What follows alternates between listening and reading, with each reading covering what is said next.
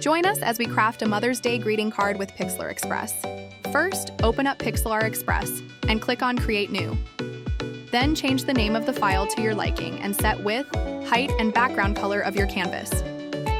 Let's get started with the design. Add text to the design. Select the font that exerts an elegant and warmth feeling, perfect to wish a mother with. Choose a matching color to set the tone. Apply curve to make your design stand out.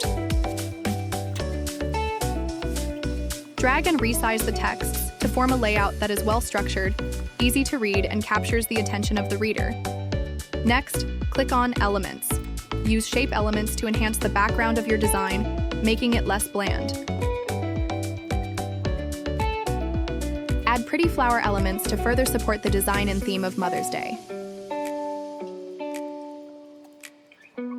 Resize and rotate them to fit the canvas.